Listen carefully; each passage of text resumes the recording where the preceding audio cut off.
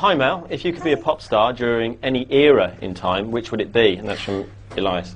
I would have liked to have been a pop star in the 60s, so you could have met the Beatles and, you know, all around that time. It would have been very exciting.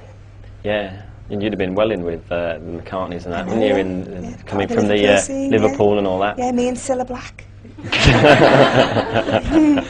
Yeah, I think the 60s were a very exciting time for music, and a very exciting time in Liverpool actually. And my parents grew up in Liverpool in the 60s, and they went to the Cavern and everything. And when people ask me, would you like to go back in any period of time, and it would be then Liverpool in the 60s, Merseybeat and all that time. Have you ever been back to gone to the Cavern and all that, just to retrace it all? I've been back to the Cavern, but it's not the same place anymore. It's across the road now. Oh, okay. But I've been in. Me and my mum went in the daytime. It was just after George Harrison had died, and they had a book open, and you could just write little thoughts and things in it. So that was quite nice. Did you write something in it? I did. I can't remember what I wrote, but it was something like, you know, thanks for the music, George. Something like that. Fair play.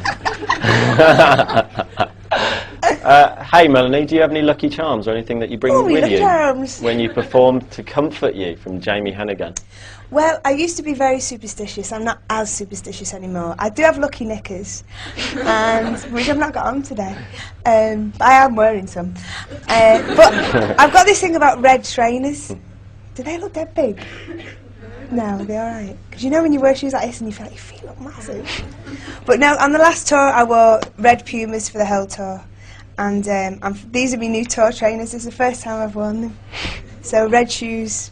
Is this the first live performance you've done? No, I've done a couple. No, it's my second, I think, is it? I've forgotten. Okay, just wondered. Music sales were down dramatically last year in the UK. Do you think this is down to music piracy or poor quality music being churned out by record companies? And are you worried about this, like David Griffiths?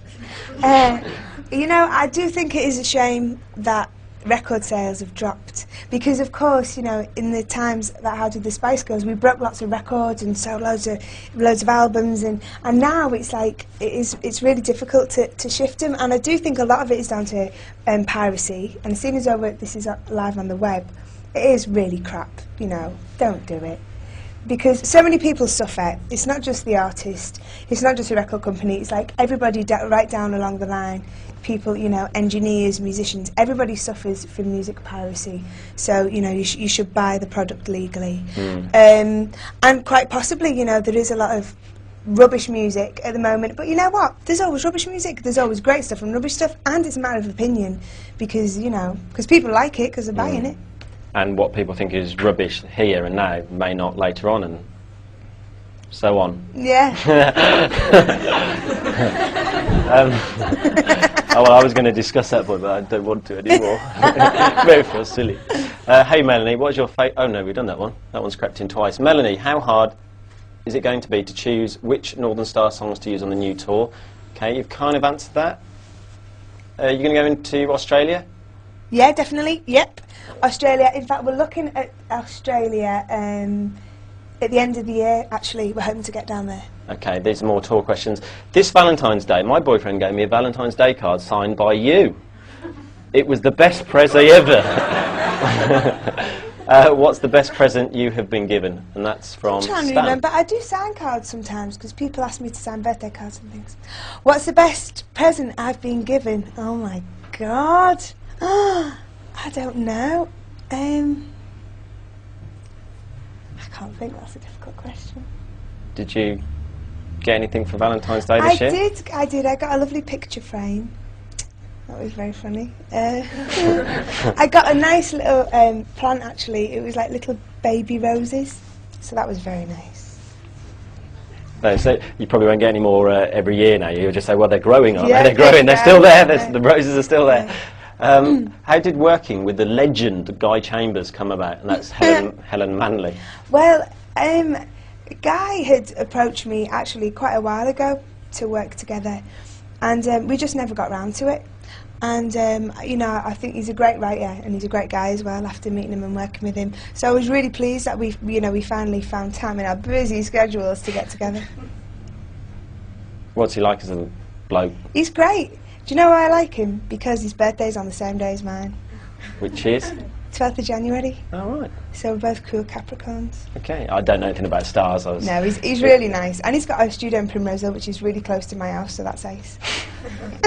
Okay. It's very important. Is it very important for you to get a #1 single? Yeah, Here It Comes Again. Does it matter?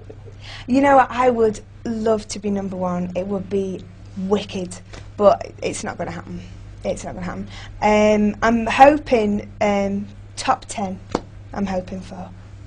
Okay, and do they matter, chart positions? I mean, I think they do, because I'm very ambitious and I want to do well.